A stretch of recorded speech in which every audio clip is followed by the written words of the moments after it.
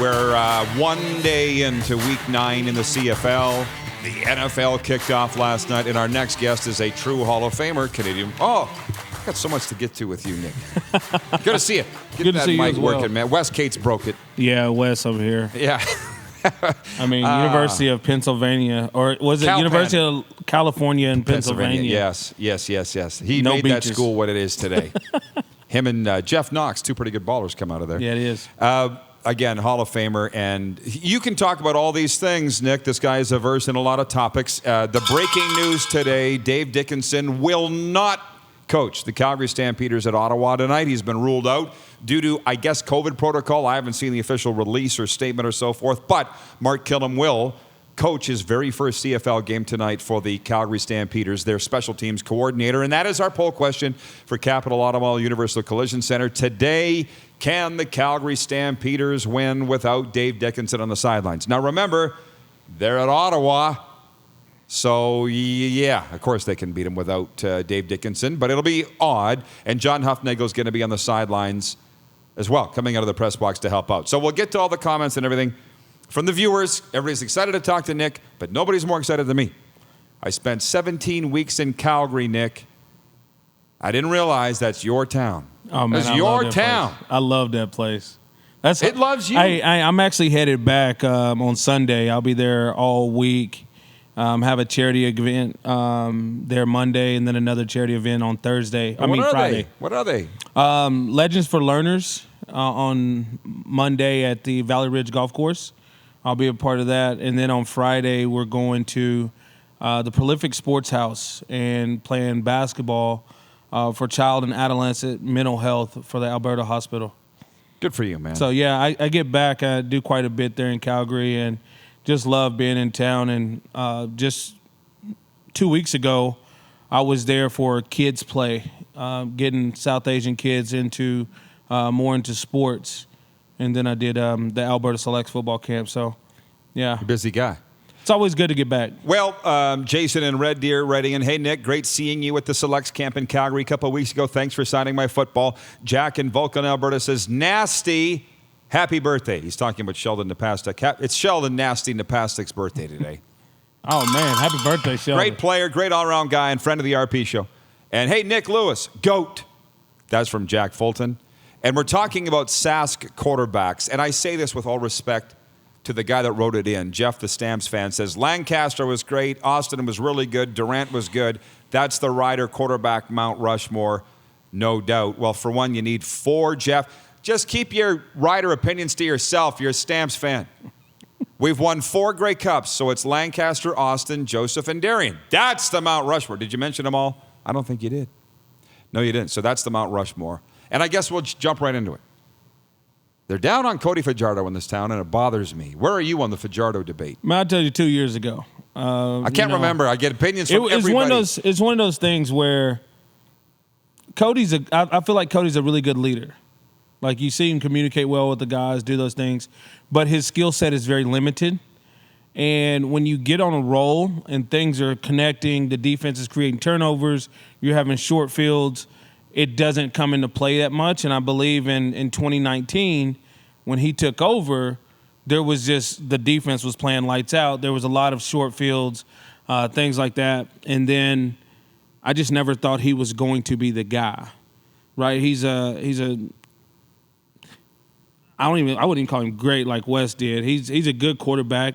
And when pro athletes compare good, bad, great, we're comparing him to other pros. We're not saying that he's a bad quarterback compared to college quarterbacks or high school quarterbacks. Like, he's still better than you at home. I promise you that. But we're just saying that compared to other pro quarterbacks, he's very limited in his skill set.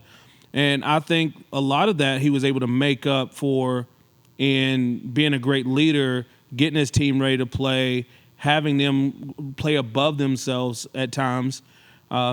But, I always look back as I don't know if Moss and Cody are a perfect fit, because Moss was the best OC or his best self when he had Hank and Mike Riley, 2 guys that had arms to throw the ball down the field. He struggled with Trevor Harris, who didn't throw the ball down the field. He struggles with Fajardo because he didn't throw the ball down the field. So I think that's really one of the biggest things.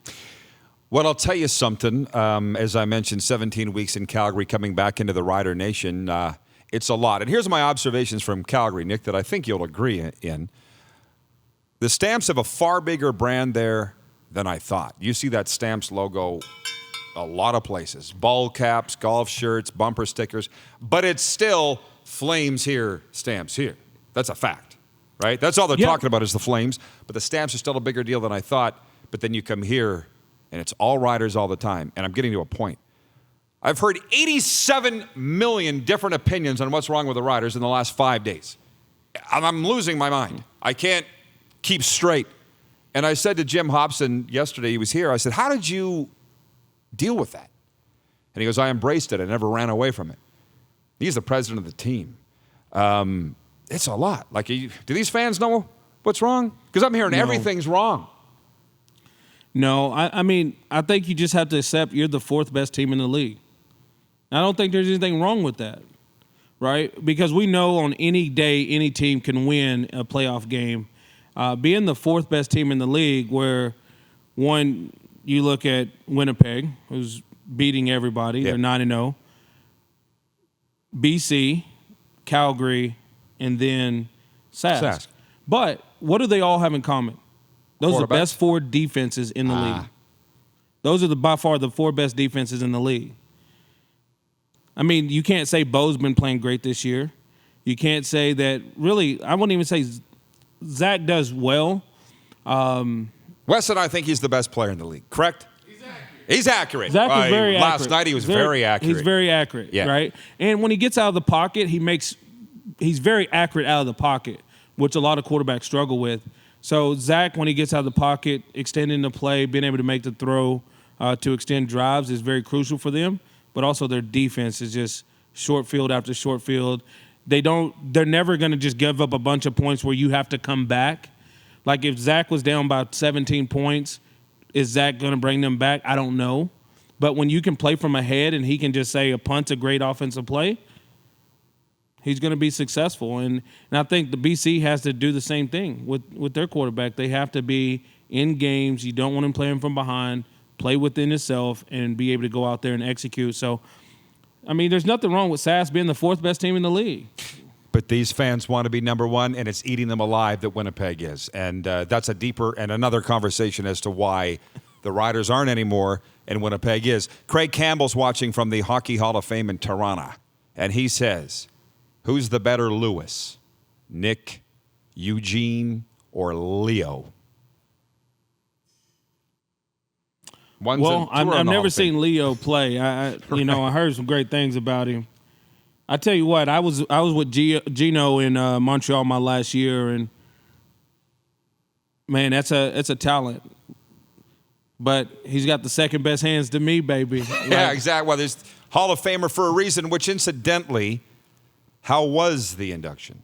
It was good. I had a lot of fun. It was 18 of us in my family that went down, and family and friends, and we went to Toronto, hung out for one night, then went to Hamilton and enjoyed the festivities, man. It's always, for me, to sit down, one with like Mike Walker.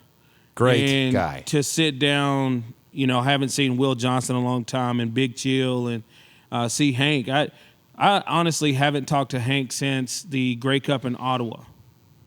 Like, what is 2017. That was the last time me and Hank talked. You need to DM on Instagram more. That's how I talk to him. Yeah, so to be able to sit down and just have conversations and just enjoy where we are today in that's our talking lives, face to doing face, things like that. It was really good seeing Nicole and the kids and everyone, and just be proud of him. But to hear the stories of the other guys, and then to see guys that have waited 20, 30 years or 40 years and to get in, and R.I.P. Doug Mitchell, man. I've definitely enjoyed. His name comes up a lot. I was like, what's up, brother? Yeah. And he loved it. And, just being able to hang with Doug, and I was supposed to go see him next time I was in Calgary. And it was just crazy. So, yeah. Did you have a sign or sense that your mom was there? Yes, the wind was blowing incredibly hard. And I just got that sense that she was a presence there. But it was ultimately, they told me I had 4 minutes. I think I did 18. No! You were that guy. How about that? I was You that guy. Schultzed it? Once Huff was up there for 10 plus, I said I'm going all in. I actually did an impromptu 5 minutes, and then I said, okay, now I'm going to start my speech. So Good for you. It was Well, I cool. got to be honest. I've been to so many of those Hall of Fame inductions, and you just said it.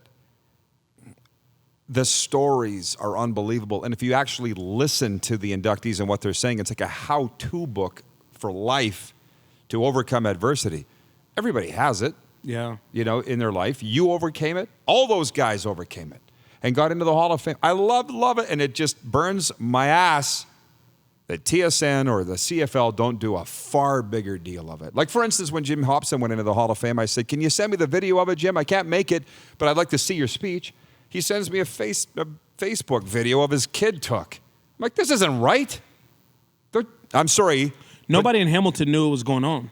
That too. There was like nothing to promote it. There was nothing to really do anything around it. But, it's just one of those things. And, I mean, I've seen a couple of the guys and Wilson, Don Wilson.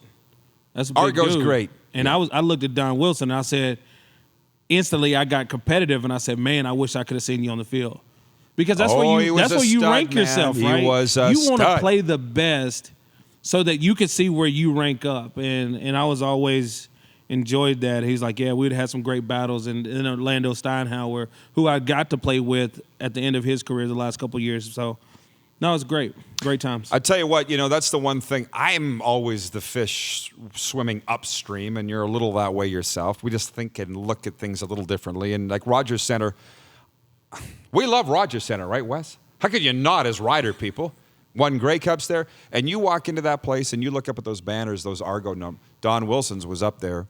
Obviously, Flutie, Paul Massotti, some real awesome Argo greats, and Don Wilson was one of them. And like at BMO, I don't even remember seeing any Argo banners in there. Like that was a great home for the Argos, I thought.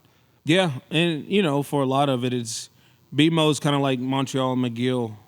Like you set up on that day of the game and then you tear down. So you really don't have anything to do. And there's a lot of stadiums like that. I mean, it's very unfortunate that there aren't CFL built stadiums for CFL teams, and maybe in the future. Hey, my cousin Christine in Medicine Hat is watching, and she says, I'm not worried about my Riders until they lose to Edmonton. I haven't even looked at the schedule. I don't know when they've got it coming up. The Elks, Jason and Red Deer. Good news, Rider fans. The Riders are guaranteed to not lose this week. Hey? Out of the bye next week? Oh, up there.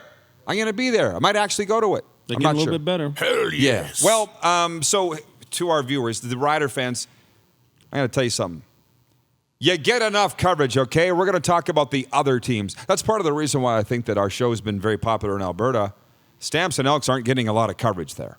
So when we roll in and talk CFL, the fans love it because they're not getting it anywhere else. Yep. Winnipeg's different story. They get a lot of coverage. But I'll put to you what I put to West last hour. Bombers 18-0. They're 9-0. They're halfway there. Could it happen? I think the only challenge they'll have is BC. The next time they play the Stamps play, I believe, in Toronto or Montreal or Hamilton, and then they play in Winnipeg 5 days later. So back-to-back road games 5 days apart, you're almost 100% chance to lose that game. And then it being Winnipeg in Winnipeg is going to be tough, right? Because you play 5 days before that. And I don't know, maybe Winnipeg has a week before that game. So preparation plays a key in all those games. It's the CFL. And every league's the same. Just imagine this. Imagine they're 17-0. They've got everything locked up. And they're coming home in a meaningless game, and you're Mike O'Shea going, I got to win one game to be 18-0, but this game means nothing. Do you go out to win it, or do you rest everybody? Remember what Kent did in 07? He rested guys at home. We could have won our 13th game, sat Kerry down, and Kerry was mad. Players, of course, want to play, but could you imagine that scenario? That could happen. I could. Yeah. I mean, 2013, when the Riders won the Grey Cup, the last game of the season, we played BC. Marquay McDaniel went down that game. Micah Johnson went down.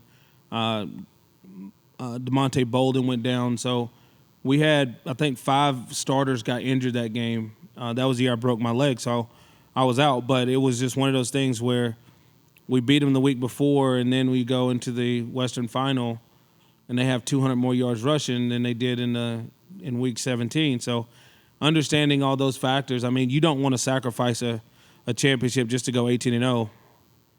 Absolutely not. But so we're all saying no. That would be a pretty good poll question. Can you see the Winnipeg Blue Bombers going 18-0? It's a universal no from all three of us. It's never before happened. It'd be very hard to do. Hey, everybody. Thanks for watching the RP Show on YouTube. And don't forget, we're live daily on YouTube from noon to 2 Eastern. If you like what you see, hit subscribe. And if you like the program, check around for other segments of the Rod Pedersen Show here on YouTube.